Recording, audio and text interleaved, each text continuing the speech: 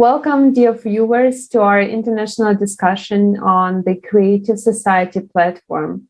And before we introduce our special guests, we would like to announce a very important and truly historical event that you cannot miss. Yes, unprecedented event will take place on May 7th. The international online forum Global Crisis. We are people, we want to live.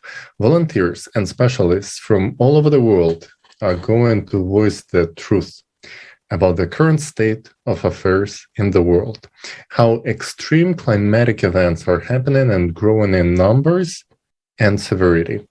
Every month and every week, a new anti-record is being broken. Where does it all lead, and how to avoid the worst? All answers will be given on May 7th, so please join us online and let everyone know on your social media. The more people know about it, the better it is for all of us, for all of our humanity, because only together we can make a change, do the right choices, and make a real difference. Yes, indeed. And participants of Creative Society project, people from 180 countries of the world, are preparing now to this significant event.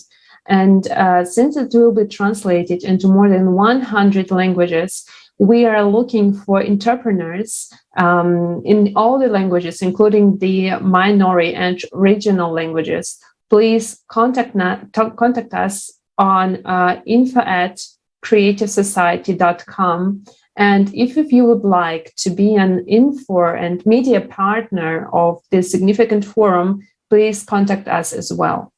But today we have a discussion about the previous conference, Global Crisis, Time for the Truth, that was taking place on December the 4th last year. And brave people announced really amazing information, important information, and presented it to the entire humanity.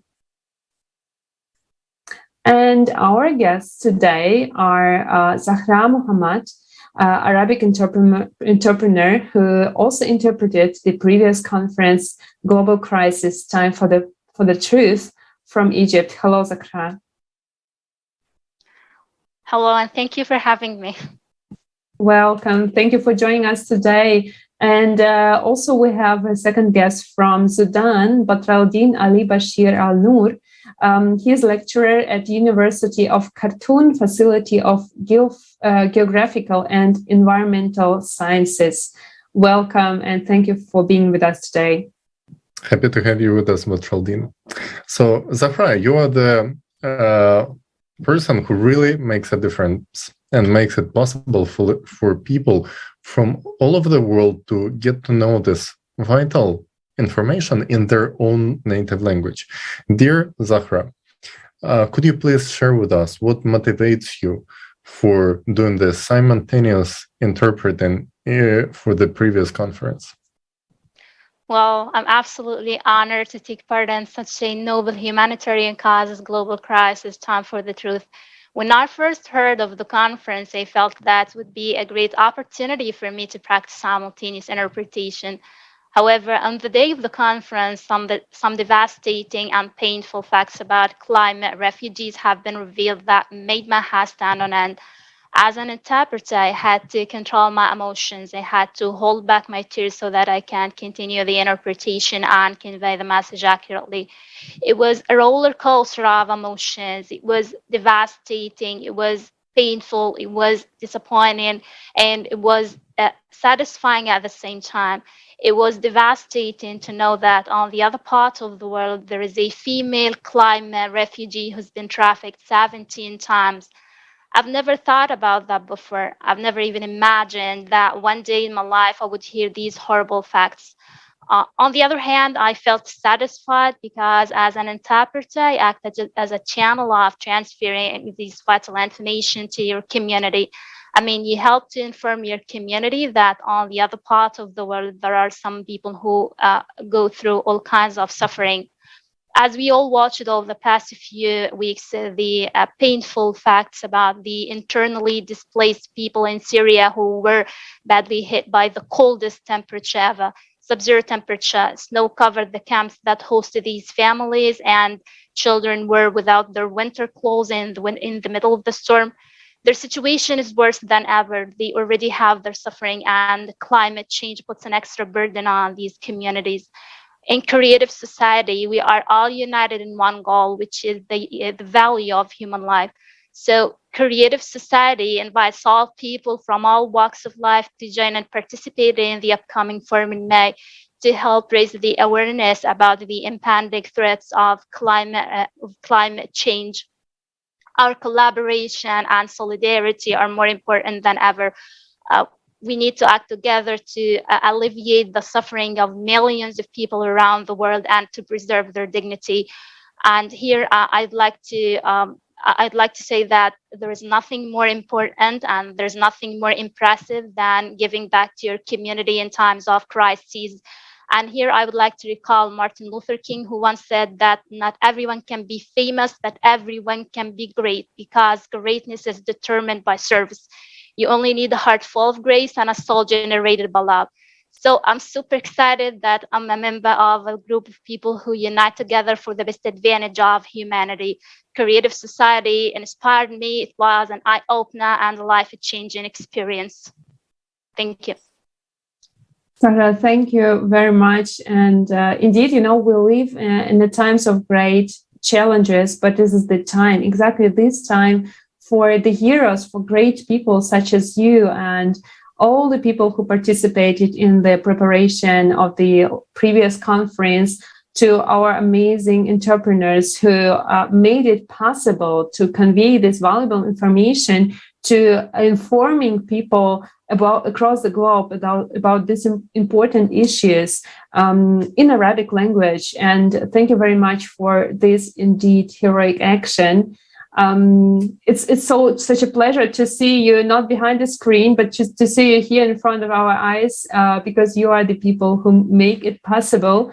And Badraldin took as well part in this event, in the conference Global Crisis, Time for the Truth, as an eyewitness. And Badraldin shared what he observed in his home country, what is he observing now, and how climate is affecting, indeed, people's life already. So, Badraldin, I would like to ask you, what does it mean to you to be a part of the Worldwide Initiative Creative Society, to be a part of the international conference? In this essential event. Really, I am from Sudan, and I would like to also highlight some issues regarding climate change and how the climate change also affects our people's livelihoods, particularly in rural areas where people depend or constructed their livelihoods from the economy, from the environment, and how they are affected by the impact of the climate change. And it's really it's high time to notice that the people of Sudan are suffering from the climate change impact in several parts of the country, particularly those who are practicing agriculture, and also people who are caring about the livestock. They are really suffer from the impact of the climate change, and we can see this. We can see some witnesses of the impact of climate change, the forced migrations that we have in our country. So many people flee to the capital, Khartoum, from different parts of the country. According to latest data from, for instance, the UNHCR in Sudan, and also IOM, International Organization of Migration, they reported that there is 3 million IDPs who flee from different parts of the country to the main cities in Sudan due to drought, due to fluctuations also in rainfall, and also due to scarcity of the natural resources in their place of origins. So climate really has a huge impact on the eastern and also western part of the country. And these incidents, we could feel it even in our livelihoods. So as I have been mentioned in the last conference, the flood in the White Nile state in the Jabalain area also affects people everyday life, and also they experience this climate impact differently. And they have their own coping mechanism or strategies to cope with climate change. But we need more collaborations and global efforts just to combat this issue. And it's really a global issue. We can all just do a good things in order to reduce the impact of climate change, particularly for those who are in middle and low-income countries, because they are most of the people who are suffering from the climate change. And meanwhile, they are producing less energy, and also their manufacture is not like the developed country. So the creative society also empower us, the people who from a developing country, just to speak out, and also to be a voiceless people, to speak about the international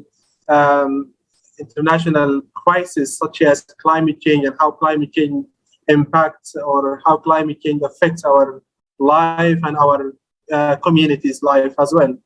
So it was really great an opportunity for me as from Sudan just to participate in the international conference, and particularly the time for the truth, because I live in areas where people lost their cattle and lost their lands, and also there were a massive conflict due to scarcity over the natural resources. So they tried to survive, but the natural resources decline gradually according to many factors. And one of these factors are the climate change. So we need to be together. We need to support each other, the different communities. We need to also strengthen our resilience towards better environment, also towards a creative society, a model society that combat different environmental and also human-made problems or crises worldwide. Yes, thank you. Thank you very so much. much. Yes, thank you, Badraldin. Yes, I would like just to add 2 words, if I may, because you mentioned about the less developed countries, but our experience and connecting to people across the world, what we see, that climate doesn't choose which country to hit next. It doesn't know any borders. That it doesn't matter how economically developed the country is, because we are equally unprepared to what is happening right now. Yeah, of course. Yes. Because we live in consumer society. This is the society that differentiate more or less, bigger or smaller, but we are equally unprepared. Yeah, and also the uneven distribution of the wealth also make people dispute and conflict over the scarcity of the natural resources. And for that reason, they try, most of the people, for instance, in eastern part of the country, their lands also has been grabbed from the foreigners, investors. And also this is another issue that led them to involve in a massive conflict, tribal conflict, intertribal conflict, and all of these issues connected to the investment or foreigners' investment in their lands.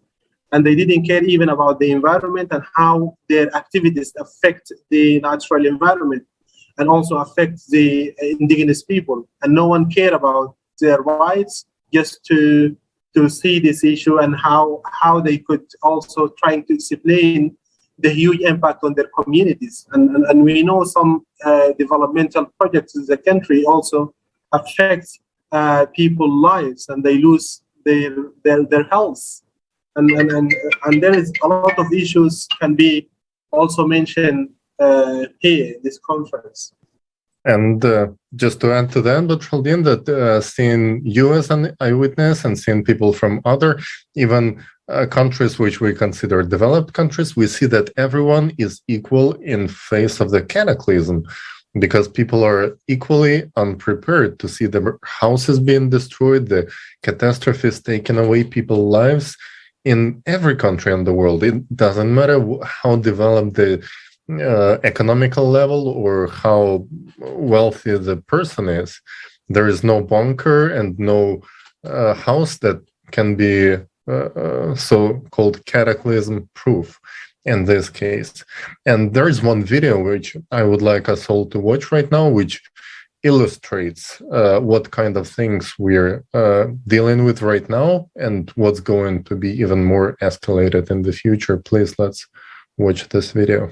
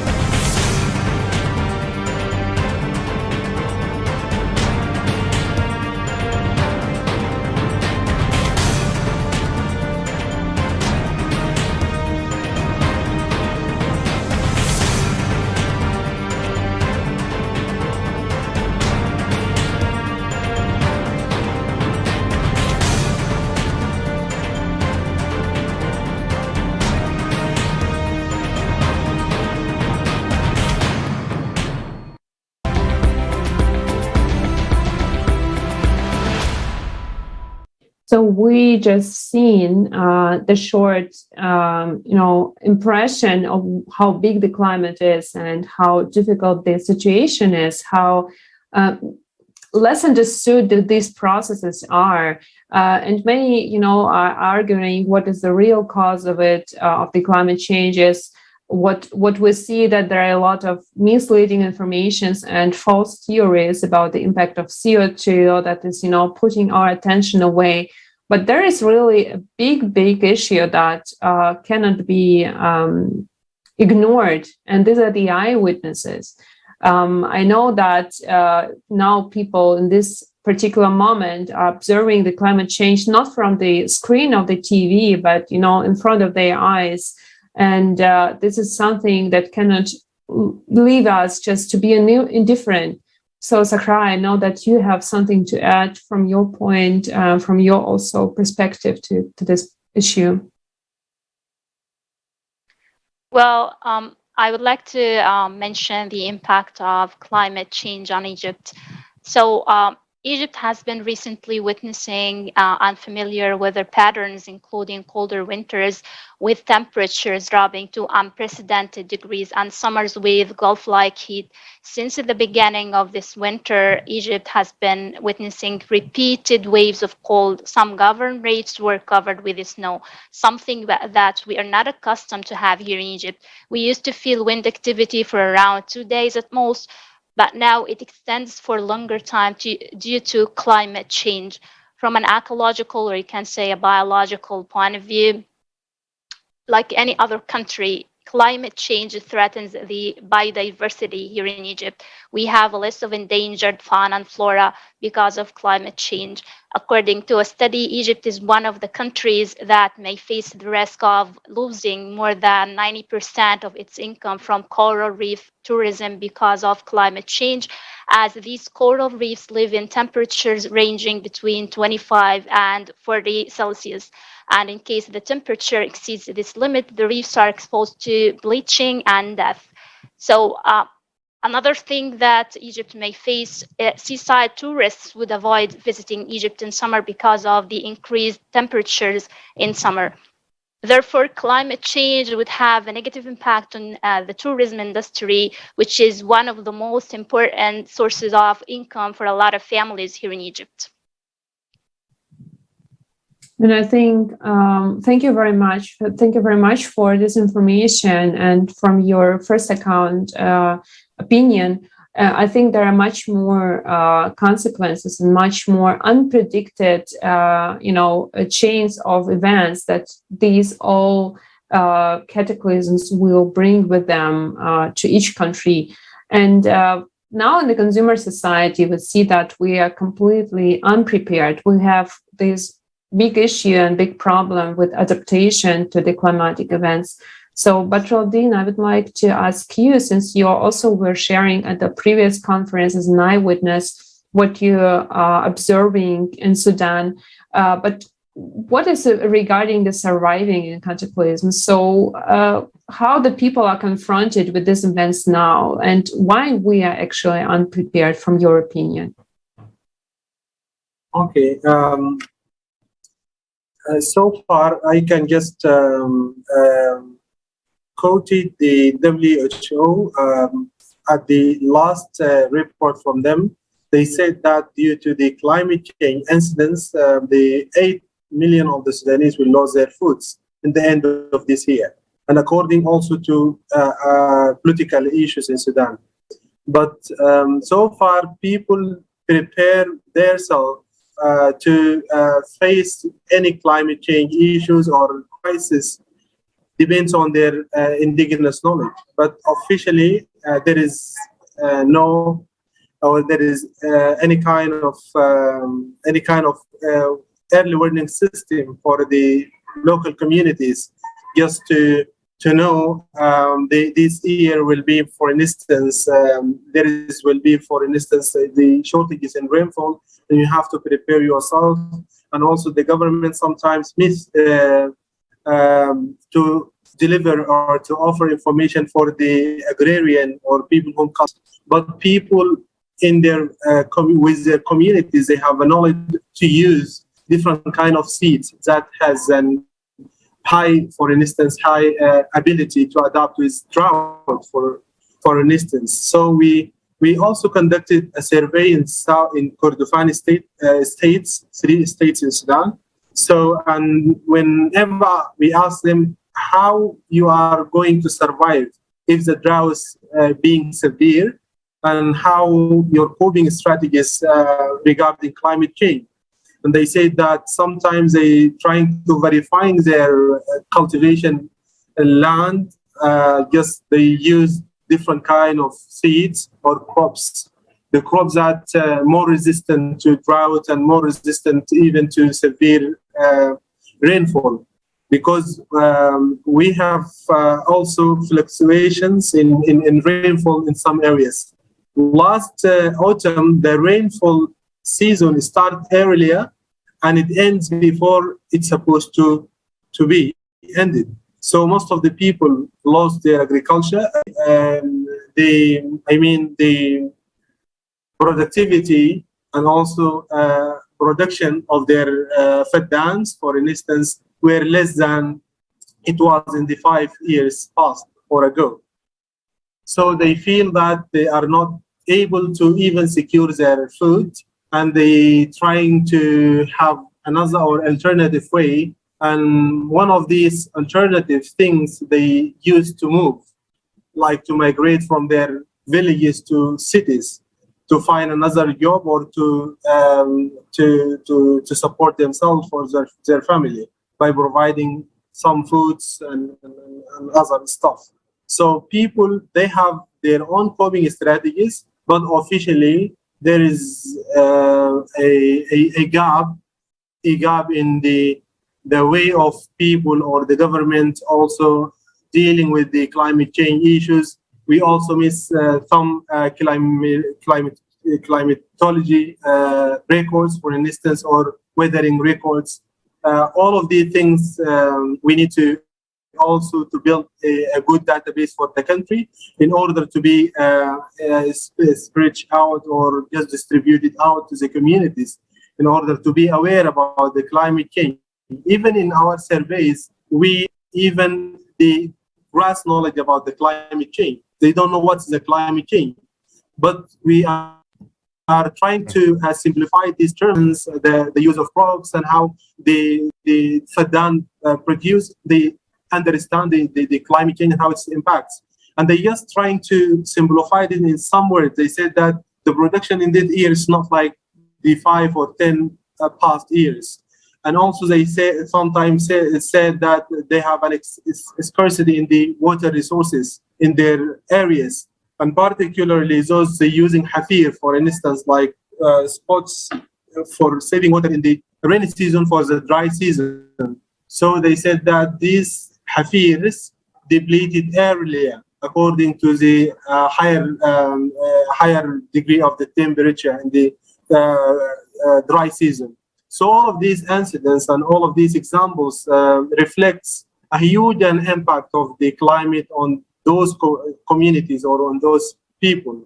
And sometimes people also tell stories about their cattle. Their cattle also gradually declining because they lost even the grazing system. So they were dependent on the natural grazing system, and due to the massive drought, they lost the grazing areas, and they said that we even lost our livestock because they don't have any alternative just to feed their livestock, and even the food is more expensive just to buy it from the local or international market. And also this is one of the problems that the local communities face. And whenever you lost your livelihoods, you might be in danger. And also, it also made a massive conflict because people trying to compete over the scarce resources. If it either land, grazing areas, or water resources areas. Let me comment a little bit because it was very interesting to find out that how much your country is being affected even by such thing as changes in the rain seasons. And what we just saw this year, what was terrifying and should be all over the planet, the main news that in the South Pole, we have 40 degrees Celsius above normal. And North Pole, we have 30 degrees above Celsius, which means that all the models of predicting how the weather behaves are not working anymore. The models that used to be our patterns of prediction, how the rain season, the snow season, the temperature season, they simply fail. And the question people asking is, how does creative society helps with it? What can creative society do? And I would like to answer this question, which we hear so much often. So first of all, creative society is a project that has been lasting for over a decade, where people created these 8 pillars of the creative society by asking people what unites them, what kind of society that they would like to live in. And that took over 10 years of interviewing people all over the world and understanding what we have in common, what unites us, and what is the single goal that we all can achieve together. And there are 3 very simple steps of implementation of the project. This is a very practical project, which can change everything if we want it. So people asking what exactly creative society can do to help us cope with the disasters. So creative society is a unification of people, but namely it is unification of our intellectual resources, of our humanity, of our scientific potential and technological potential. So in creative society, as opposition to consumerist society in which we live today, where everything is me, greed, money, profit. So in creative society, everything for the benefit of the others. But when we improve the life for the others, we improve it for ourselves as well, but it works so much better. So in that case, when technology is working for the benefit of all of the people and information is not being hidden as it is today for the benefit of elites of one or another country, information is open and transparent, and therefore conditions are being created for all of us to know the information and to predict where which cataclysm is going to happen, what's it going to affect, which territories, which people, and unified system of rescuing people, right? Today we waste in resources of having local military forces, local enforcements, local services. But imagine if we can actually, as a civilization, unite our resources and create a service that would help worldwide people. We know something's happened over there. We send our helicopters, ships. We can just save human lives because this is the highest value in the creative society. And this changes everything. Unification. It's a simple word, but it means a lot. It can really change. And that's what we really want. Let me pass the word to Tonya. Let's see. Yes, thank you very much. Also, from my side, I would like to add regarding the question how the creative society will help us to overcome these global cataclysms. So, for example, today most of the disasters, big disasters, cannot be predicted. So that because warning systems also not working as they should, or not always also enough rescuers in the places, and they simply cannot get to hard to reach areas where people have to be evacuated. And after the disasters, it sometimes takes years for people to rebuild their infrastructure in the city, to build the housing and find the jobs. In the creative society, all of this can be avoided because science will not develop the new lethal weapons with this piece of 27 Mach. Can you imagine just that? What we're doing right now in the times of global cataclysms, inventing new weapons, how stupid it is and actually unbelievable. But instead, we will improve the methods of predicting the cataclysms and those means of warning the population about the events. What we also will have the cataclysm-resisting infrastructure that will be built.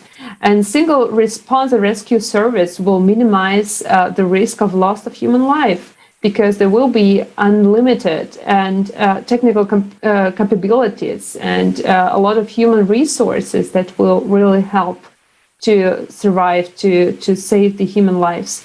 And, all these resources will be aimed to prevent all of this, and rather than dealing with consequences as we have it now in the consumer society. Also, in a short time possible, it will be, just very simple to build the housing. We have technologies like 3D printers that are not available in the consumer society today. So instead of it, we have shelters that are not cold resistant, and people are like freezing to death. That we saw it in Syria this year. So we have all the technologies to deal with it. We just need the right conditions.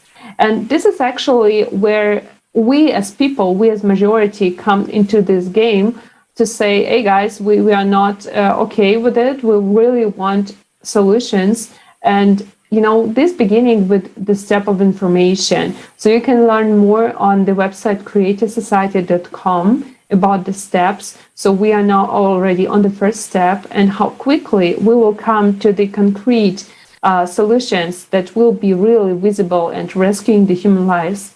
This is up to us. So let's do it together, and please join the project. Thank you, Tonya.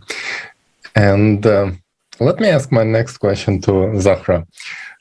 What, in your opinion, would be such an option for humanity in the face of global threats of climate disasters? What do you think we should do as a humanity to actually overcome these challenges?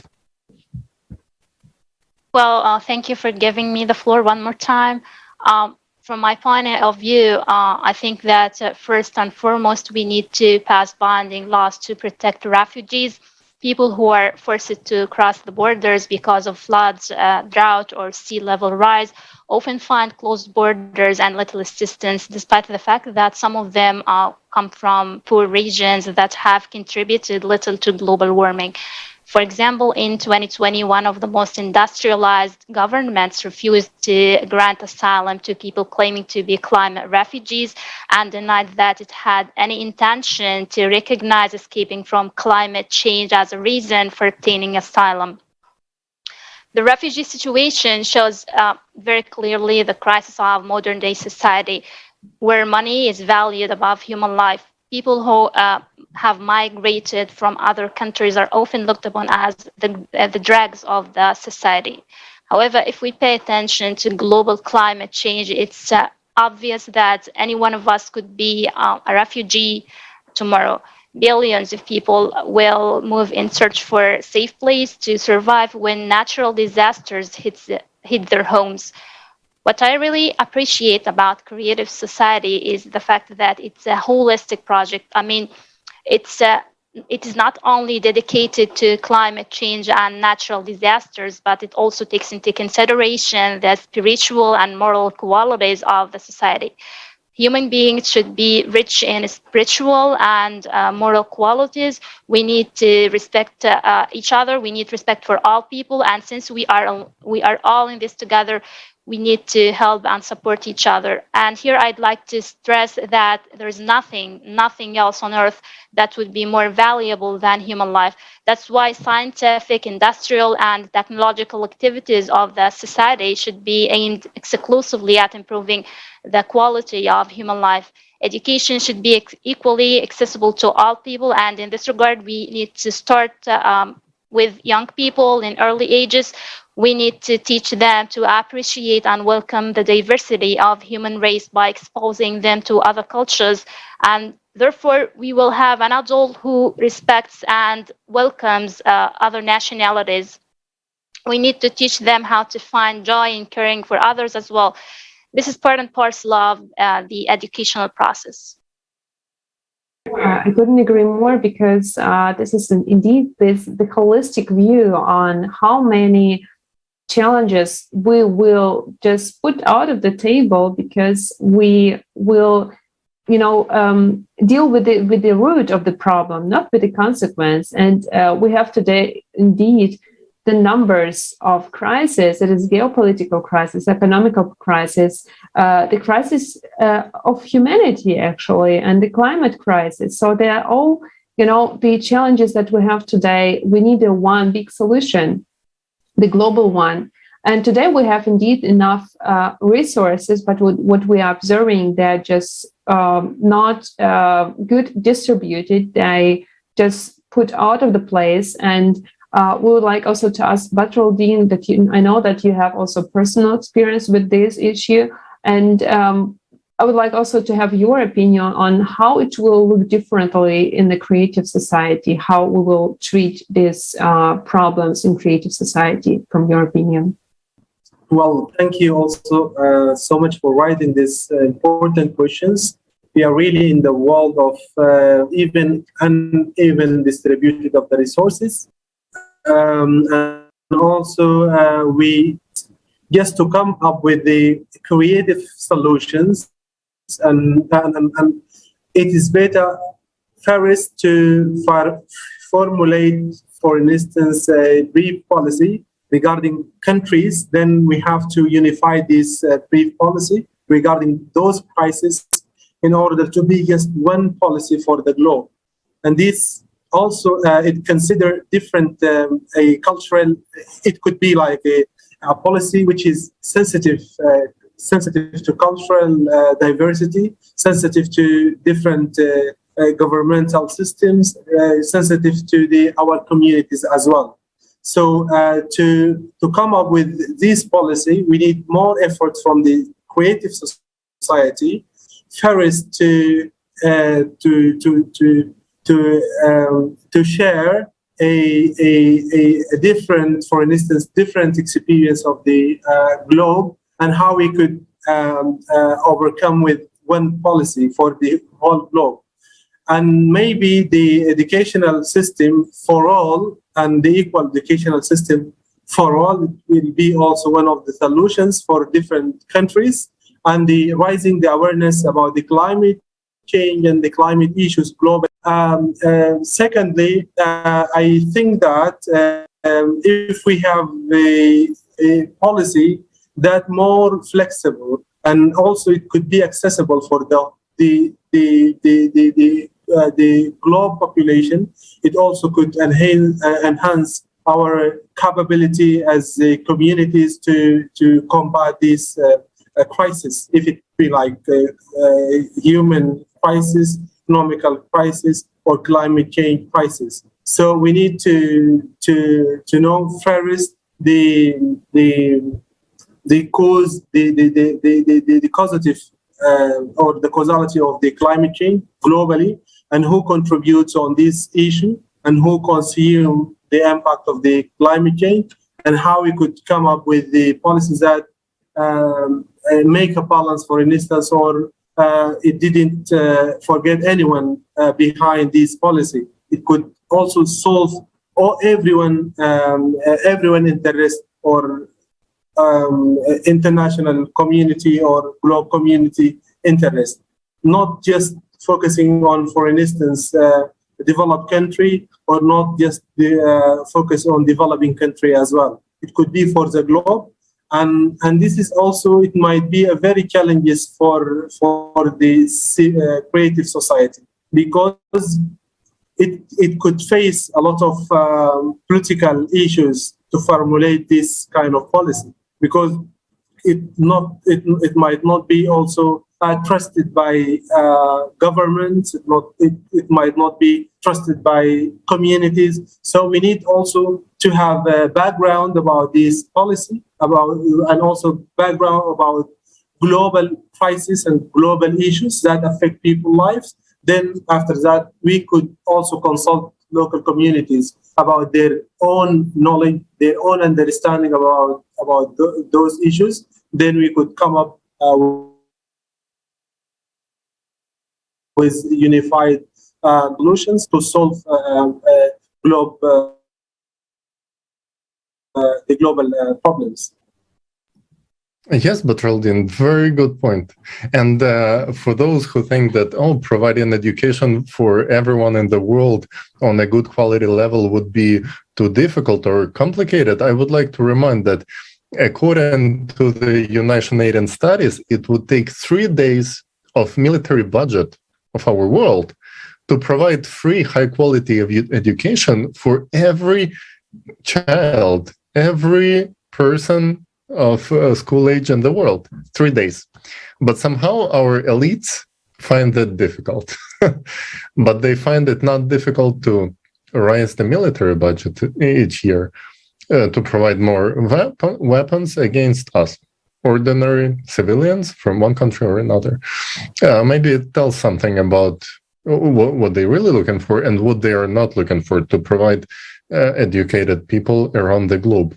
And I would like to also remind to all our viewers that right now in this very point of our civilization that we live, this is the best time to make a change, because right now we still have all our resources better than any at any point before. We have technologies that we never had before. We really have everything to provide the best care of our future for our children, for ourselves, and invest these resources into building amazing world, paradise on earth. But as we look further, if we don't do nothing, look at the growing cataclysms, at the ratios. Just look outside the window, outside your doorstep, and you will see that it is difficult to plan anything if we don't change the core, if we don't change our goal, because our future is really not defined, and our savings are daily eaten by inflation. So we think we spend something for tomorrow, but tomorrow our money cannot buy us the same what they could buy yesterday. And we are one step away from a huge global economical disaster, which is already starting. I think it's obvious for everyone to see.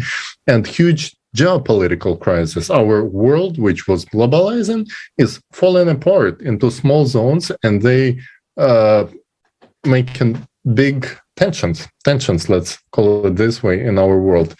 But all of this, it's not even the biggest problem. The worst problem is the climate crisis, which is leading to huge global climate catastrophe. Because if politicians can negotiate with one another, no one can negotiate with climate crisis. No one can pay money to tornado or volcano for it to stop erupting, or to the earthquake for it to just not occur. That doesn't happen. We don't have the technologies right now. And this is why we have to invest our resources into building these technologies that would save our lives of our children. And the most important investment that any of us can do is the investment into building the creative society where human life is on the first place, in which there will be no crisis or other shocks, because people will be protected and have the feeling of confidence in tomorrow. Let's watch this one video, which will explain a little bit more about it.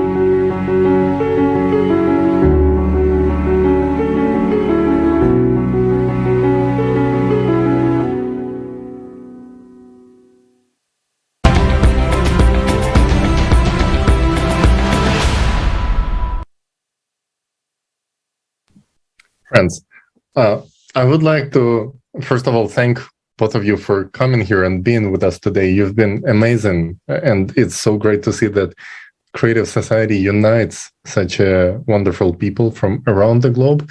And I would like to let each one of you to say some final words and let us know what would you think should be the message that we leave to our generation, and why it is so important right now for everyone to understand the real causes of the climate change and to unite in one solution, building the society in which human life is on the first place, the really prosperous, safe, creative society for each one of us to live in.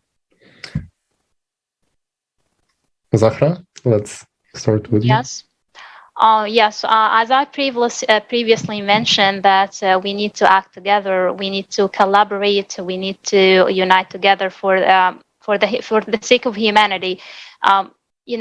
Climate change is we are all in this together. Climate change will not discriminate. So we need to spread information about the climatic disasters. We need to unite and collaborate together for the best advantage of humanity. Thank you very much. So, Badraldin, would you like to add something from your point, the message to other people? Really, we need to be more collaborative in terms of climate change and global issues. As we know, we are more connected than it was before. The world become more connected than it was before. Even if there is a crisis in any part of the world, we also witnessed and also feel it here in the global south of the world. So we need to be more resilient to those issues. We need to just unite it. We need to help each other. We need to collaborate in order to combat the global issues in the world. And we need to live in the world that is more stable and more productive, and also more even ambitious for our future generation. And also we need to let people know our efforts just to combat the crisis, natural crisis, and also human-made crisis.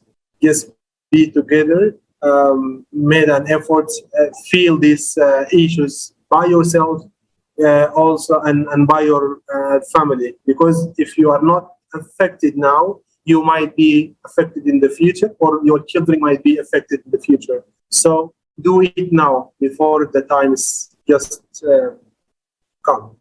And thank you so much.